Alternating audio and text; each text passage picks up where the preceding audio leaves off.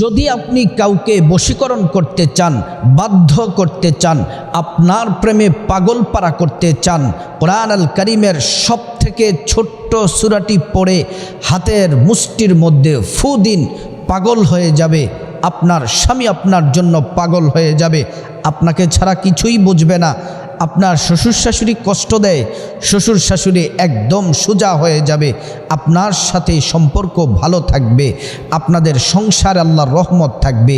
শ্বশুর শাশুড়ি স্বামী স্ত্রীর মধ্যে মহব্বতের বন্ধন থাকবে। সন্তানটি কথা শুনছে না, অবাধ্য হয়ে গেছে, বাহিরে খারাপ ছেলেদের সাথে মিশে যায়। সন্তানকে মানুষ করার জন্য, তারের মতো সোজা করার জন্য আজকের এই সূরা কাউসারের ছোট্ট আমলটি করে হাতের মুষ্টির মধ্যে ফু দিন।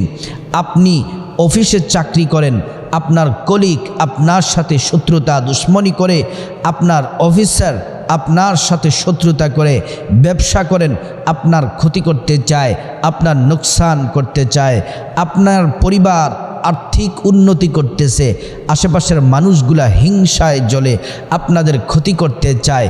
বিশ্বাস করুন, সর্বশ্রেষ্ঠ পাওয়ারফুল আমলটি আজকে আপনাদেরকে জানিয়ে দেব। শত্রু আপনার বন্ধু হয়ে যাবে, আপনার পরিবারের সবাই আপনার কথা শুনবে। শ্রেষ্ঠ একটি আমল, শুরু থেকে শেষ পর্যন্ত মনোযোগ দিয়ে শুনুন। সম্মানিতা মা বোন, একটি কথা ভালো করে সতর্কতামূলক আপনাদেরকে বলে দেই, ভালো করে খরগোশের কানের মতো কানটা খাড়া করে শুনুন, অর্থাৎ মনোযোগ দিয়ে শুনুন। এই বশীকরণ বাধ্যকরণের আমলটি সূরা কাউসারের, এটি হারাম কোনো কাজে করা যাবে না, এটা অবৈধ কোনো কাজে করা যাবে না। যদি করেন তাহলে ক্ষতি উল্টা আপনার হবে। যদি আপনি কারো কোনো ক্ষতি করতে চান, উল্টা আপনার ক্ষতি হবে। আপনি যদি কারোর জন্য গর্ত করতে চান, সেই গর্তের মধ্যে আপনাকে পড়তে হবে। এজন্য হালালভাবে যেগুলো আপনার শত্রুকে আপনি দমন করবেন, আপনার স্বামী টাকা পয়সা দেয় না, কষ্ট দিচ্ছে, স্বামীকে সোজা করুন। শ্বশুর শাশুড়ি যন্ত্রণা দেয়, শ্বশুর শাশুড়ি আপনার কথা শুনবে, পুরো পরিবার আপনার নিয়ন্ত্রণে চলে আসবে ইনশাআল্লাহ।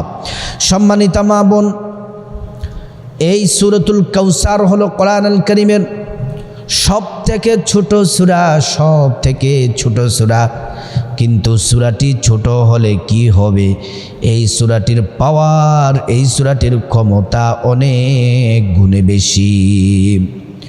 সম্মানিতা মা বোন, এই সূরাতুল কাউসার আপনি যদি পড়েন, সূরাতুল কাউসার পড়লে আল্লাহ পাকের দয়া রহমত নাজিল হয়।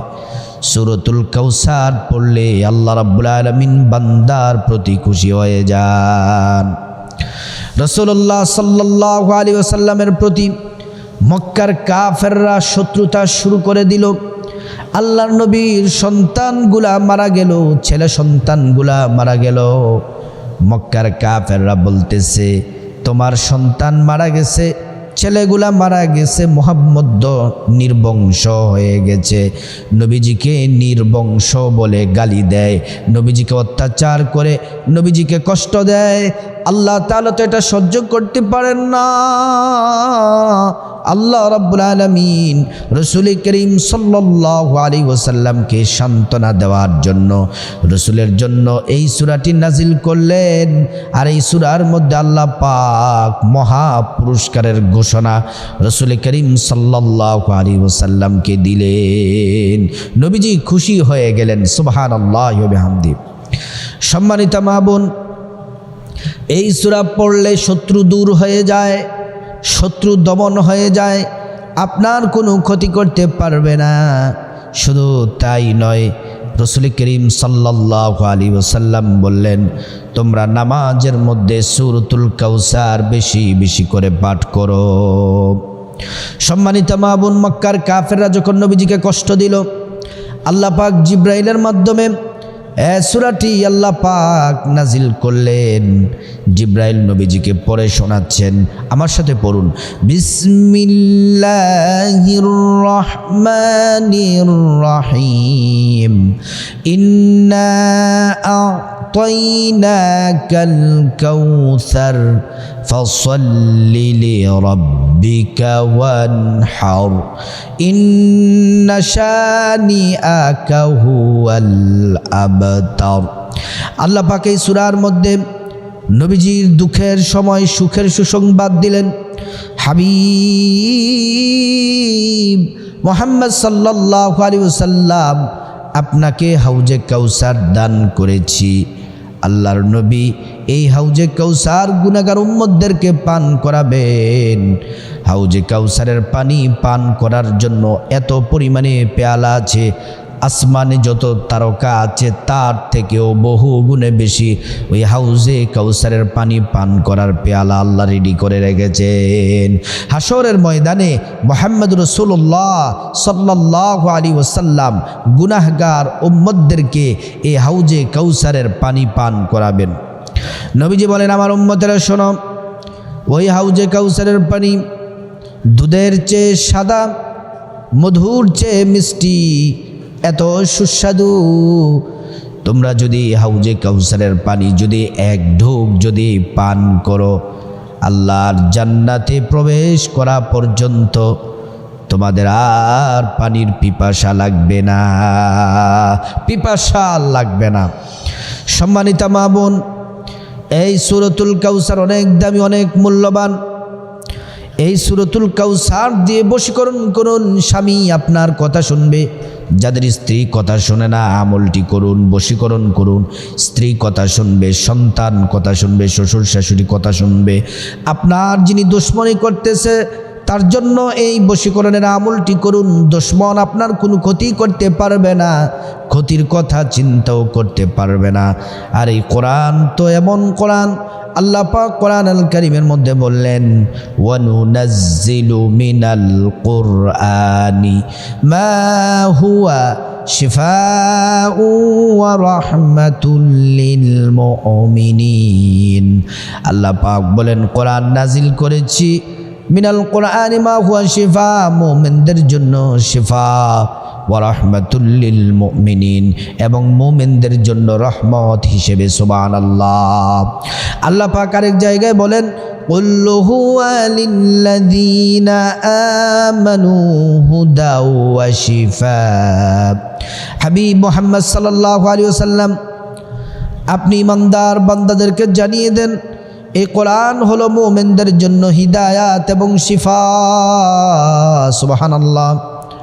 আল্লাহ পাক কোরআনে আরো বলেন, ওয়ানাজ্জালনা আলাইকাল কিতাবা তিবয়ানাল লিকুল্লি শাই। এই কোরআনের মধ্যে সব সমস্যার সমাধান আছে। যত ঝামেলা, যত বিপদ আল্লাহ তাআলা কোরআন আল কারীমের মধ্যে সমাধান রেখেছেন। সুবহানাল্লাহ। সম্মানিত মা বোন, সূরা কাউসারের ফজিলত আপনাদেরকে জানালাম। এবার আসুন আমরা আমলের কথাগুলো জেনে নেই। খুব মনোযোগী হন, খুব মনোযোগী হন। কিভাবে আমলটি করতে হবে, শত্রু বন্ধু হয়ে যাবে, আপনার ক্ষতির কথা চিন্তাও করতে পারবে না, সে জীবিত থেকে মৃতর মতো হবে, অর্থাৎ আপনার কোনো ক্ষতি করতে পারবে না। সর্বপ্রথম সম্মানিতা মা বোন ও মুসলিম ভাই, সর্বপ্রথম সুন্দর করে ওযু করবেন। ওযুর শুরুতে বিসমিল্লাহির রহমানির রহিম পড়বেন। সুন্দর করে ওযু করবেন। রাসূল করিম সাল্লাল্লাহু আলাইহি ওয়াসাল্লাম যেমন করে ওযু শিক্ষা দিয়েছেন ঠিক তেমন করে ওযু করবেন। ওযু করার পর সুন্দর করে যদি ওযু করেন, দুইটি পুরস্কার আল্লাহর পক্ষ থেকে পাবেন। এক নাম্বার পুরস্কার, আল্লাহ পাক আপনার জীবনের সব গুনাহগুলা মাফ করে দিবেন। দ্বিতীয় নাম্বার পুরস্কার, আল্লাহ সুবহানাহু তাআলা হাসরের ময়দানে আপনাকে ক্ষমা করে জান্নাতের ঘোষণা দিয়ে দিবেন। সুবহানাল্লাহ। ওযু যখন শেষ হয়ে যাবে, অবশ্যই কালিমায়ে শাহাদাত পড়বেন। শাহাদাত আঙ্গুলটা এমন করে উঁচু করে আসমানের দিকে তাকিয়ে, আশহাদু আল্লা ইলাহা ইল্লাল্লাহু ওয়াহদাহু লা শারীকা লাহু ওয়া আশহাদু আন্না মুহাম্মাদান আবদুল্লাহি ওয়া রাসূলুহু। কালিমায়ে শাহাদাত পড়বেন। কালিমায়ে শাহাদাত পড়লে কি হবে? আল্লাহ পাক জান্নাতের ফেরেশতাদেরকে বলেন, ও জান্নাতের ফেরেশতারা, সব গেটগুলা খুলে দাও, দরজাগুলা খুলে দাও। আমার বান্দারা যে দরজা দিয়ে মনে চায় ওই দরজা দিয়ে জান্নাতে প্রবেশ করবে, জান্নাতের নাজ নিয়ামত ভোগ করবে। সম্মানিত মা বোন, ওযু যখন শেষ হয়ে যাবে, পবিত্র জামা কাপড় পরবেন, পবিত্র জায়নামাজ বিছাবেন, পবিত্র জায়গার মধ্যে সর্বপ্রথম দাঁড়িয়ে 2 রাকাত নফল নামাজ পড়ে আল্লাহর কাছে সাহায্য চাইবেন।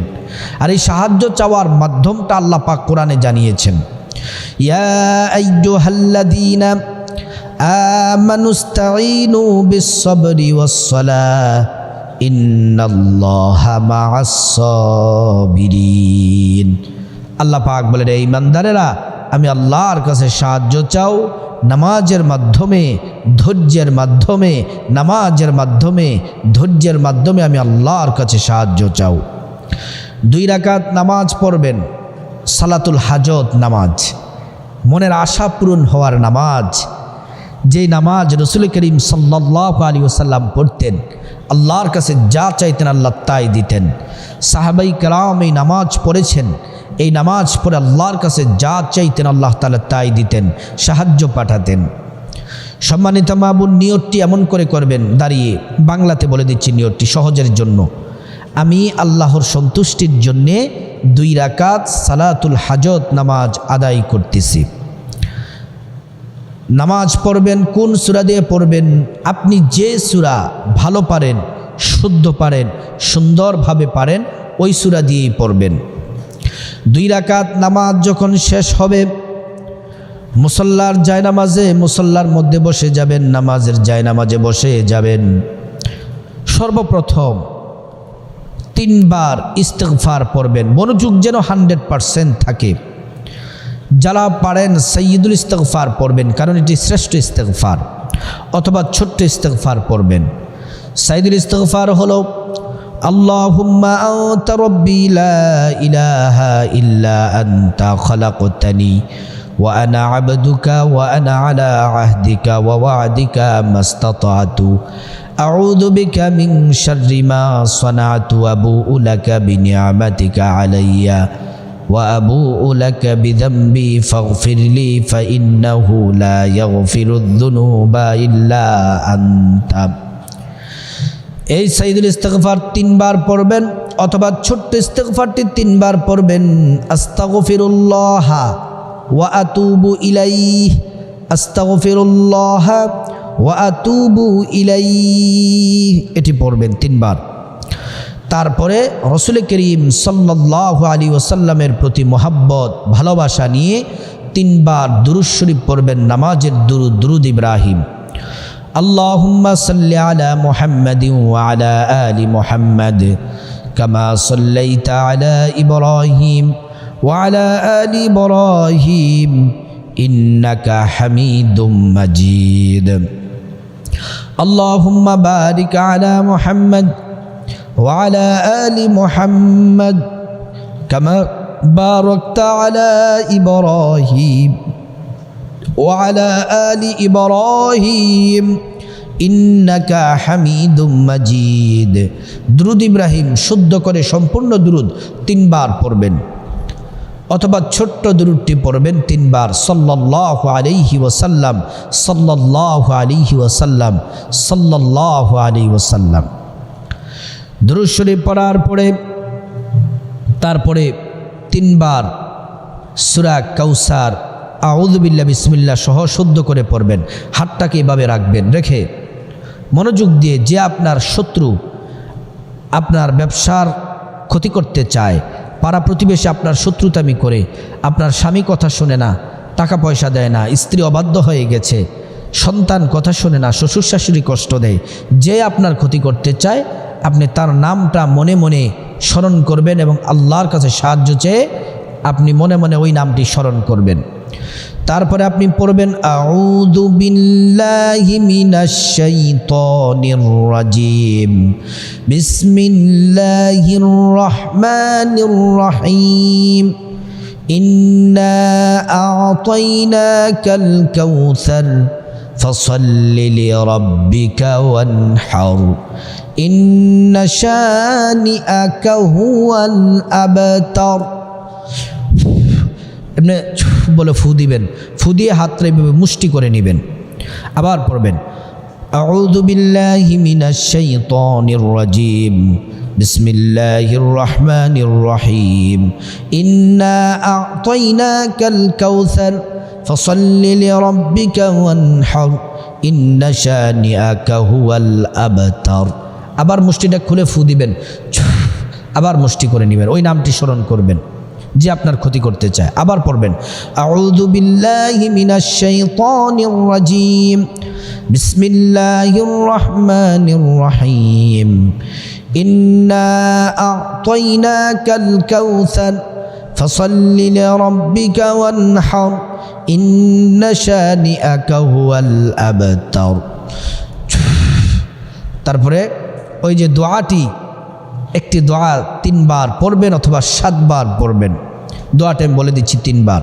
ইয়া যাল জালালি ওয়াল ইকরাম, ইয়া যাল জালালি ওয়াল ইকরাম, ইয়া যাল জালালি ওয়াল ইকরাম। 3 বার অথবা 7 বার পরে বলে ফু দিয়ে হাতটা ছেড়ে তারপর আবার রাসূল করিম সাল্লাল্লাহু আলাইহি ওয়াসাল্লামের প্রতি মহব্বত ভালোবাসা নিয়ে 3 বার দুরূদ শরীফ পড়বেন। দুরূদ শরীফ পড়ে আল্লাহর কাছে হাত তুলে মুনাজাত ধরবেন, আল্লাহুম্মা আমিন মুনাজাত ধরবেন। খাস করে খাঁটি দিলে তওবার নিয়তে, কারণ নিজের অন্যায় অপরাধের জন্য আল্লাহর কাছে প্রথমে ক্ষমা চাইবেন, তারপর আল্লাহকে বলবেন মালিক রব্বুল আলামিন, সব কিছুর ক্ষমতার মালিক একমাত্র আপনি। আল্লাহ, আমি বিপদের মধ্যে আছি, আল্লাহ আমার স্বামী কথা শোনে না, টাকা পয়সা দেয় না, মালিক আমার স্বামীকে আপনি বাধ্য করে দেন, বশ করে দেন, স্বামী যেন কথা শুনে, পরিবারের খরচ যেন বহন করে। আল্লাহ আমার স্ত্রীটা অবাধ্য হয়ে গেছে, অশান্তি করে, মালিক আমার স্ত্রীটাকে বাধ্য করে দেন। আল্লাহ সন্তানগুলা কথা শুনে না, খারাপ ছেলেদের সাথে মিশে যায়, কথা বললে শোনে না, মালিক আপনি ছাড়া আমার কেউ নাই, আল্লাহ আপনি সাহায্য করেন, সন্তানগুলাকে বাধ্য করে দেন। রব্বুল আলামিন শ্বশুর শাশুড়ি কষ্ট দেয়, শ্বশুর শাশুড়ি তো সম্মানী মানুষ, তারা আমাকে কষ্ট দেয়, আল্লাহ তাদেরকে অন্তরে আবার মোহাব্বত পয়দা করে দেন, তাদেরকে বাধ্য করে দেন, আমি যা বলি তারা যেন শুনতে পারে। আল্লাহ সংসারটা সুখ শান্তি দ্বারা পরিপূর্ণ করে দেন।